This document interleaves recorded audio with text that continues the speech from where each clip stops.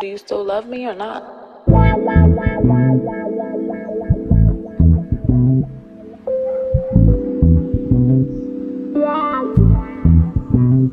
I need 7 outside. Okay, hi guys. Welcome to day 20. Welcome to Frankly Lovely. Today we're talking about the government shutdown because it's the day of voting. It's a voting day today. We're going to see if they come to an agreement. And I just wanted to clarify for anyone who wanted to know, like financially, what's affected during a government shutdown. Anything government related. So if you live in a place, especially like Maryland and Virginia, who are right next to the nation's capital, and they have a lot of federal government workers, a lot of federal and government agencies on their land. A lot of those people are now jobless for the meantime. So they are like parks, any national parks across the country, really, but there's other places like the Smithsonian and other things like that that are government funded.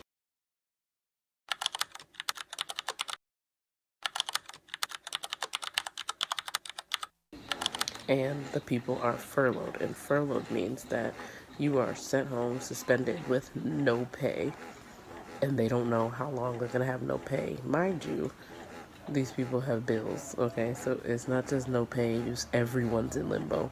Your mortgage or your rent or your utilities, none of that's government affiliated. They might get their own money or whatever, grants from the government to operate in the state, but it's not like a government thing. So they don't shut down, meaning they want their money. They do not care about none of that. That's why the whole moratorium had to happen during COVID, because people were getting thrown out of their houses, thrown out of their apartments, because the government shut down, because workplaces had shut down due to a health pandemic, and they still wanted their money. So right now, I don't see any moratoriums that are going to happen. Honestly, it should. Every time a government shut down, there should be moratoriums. People can't get thrown out of their houses because it's ridiculous. But anyway, who does get paid? Congress. From what I understand, Congress is one of the only people in the government sector that will be getting their pay. Congress, the government, and possibly the Supreme Court because they're part of one of the branches. So all of them in the big branches get paid.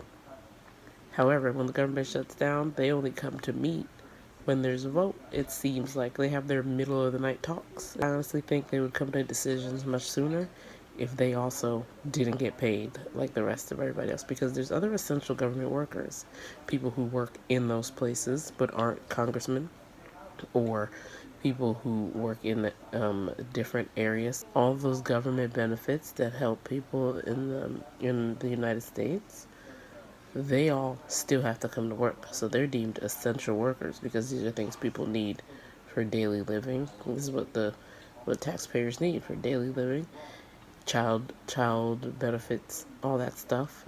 There are certain people in those buildings that have to still come to work. However, they will not be paid right now. Other people who are suspended, they're not getting paid until they come back to work.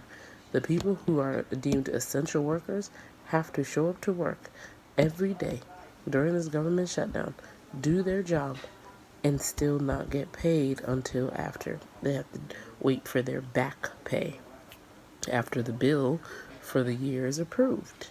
And that's why they try to hurry up and get the bill approved for the year, because there's all these people that are going to be waiting for back pay. It also affects the economy because you have all these people that are now out of jobs. The whole reason for the bill, and I was on the website for the United States White House. It reads like a teenager blog. They have a whole list of organizations that are against the shutdown, and I could care less about organizations. I think they need to hurry up and come to a solution. I feel like it's a callous move for politicians to see that this is affecting people all because you don't want to put Medicare repeals, all because they don't want to reverse their Medicaid or Medicare appeals. There's a lot of healthcare coverage things that are in the balance, so I guess they're trying to play like chess. They're trying to play a long game. However, this long game has consequences, and it's called the people who aren't getting paid and still have to come to work, or the people who now are jobless and they're supposed to be working for the government. One of the things that used to be one of the most secure jobs in the country. It was so much more secure than the private sector, and I feel like in the last year it feels like you might as well be working for an at-will employer in a state with no labor laws. That wasn't it. People used to scramble for a government job because that meant you were guaranteed to be working for life, because they can't just fire you. They can't just let you go. Government shutdowns aren't supposed to happen this often, but everyone's in this weird power struggle. And like I said, money. It's all about money. One side wants the healthcare reform, and the other side is trying to make it seem like they're holding out because they want to up military pay.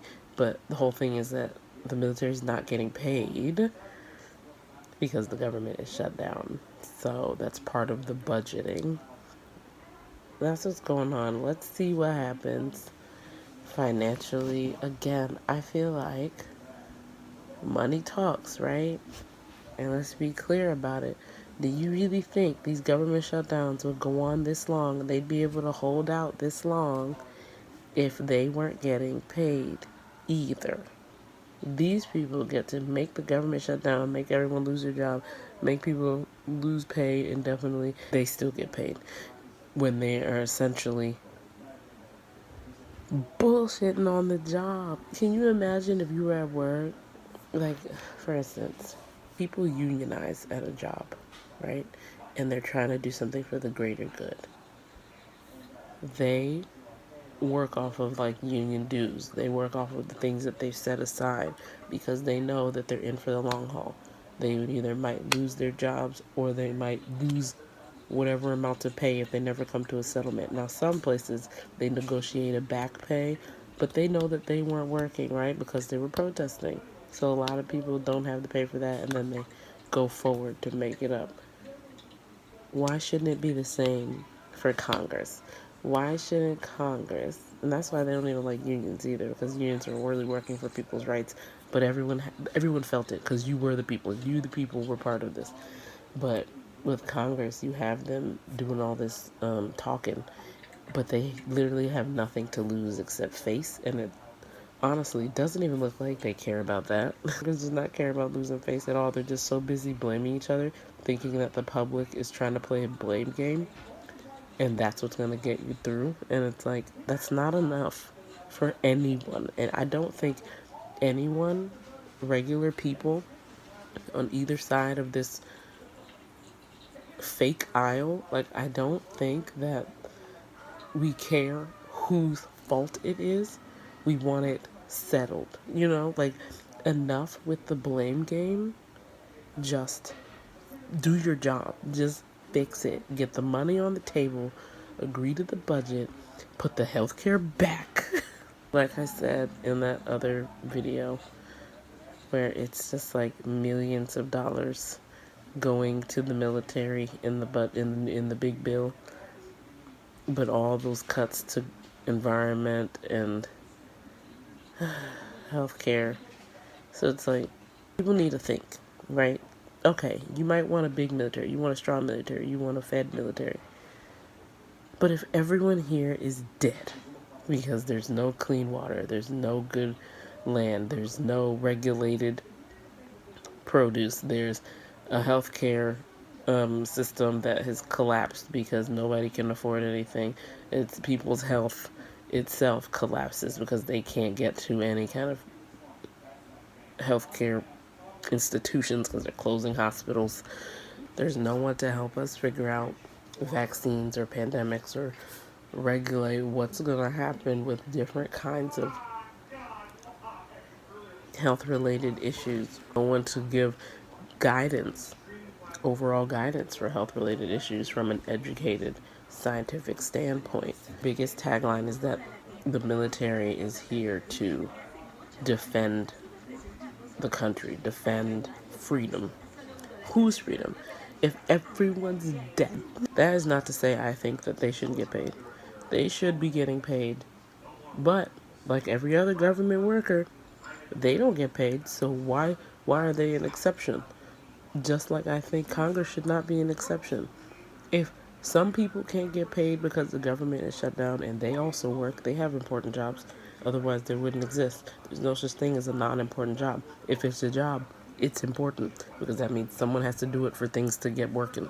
No one's concerned really with getting people paid, they just use it as a talking point to blame someone. And like I said, I don't think the general American public gives a damn about whose fault it is right now.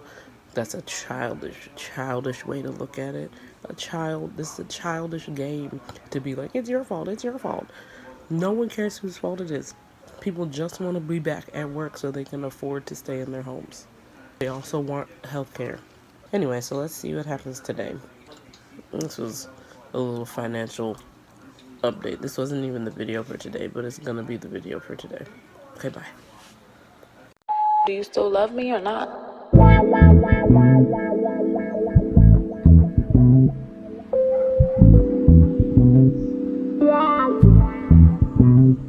I need 7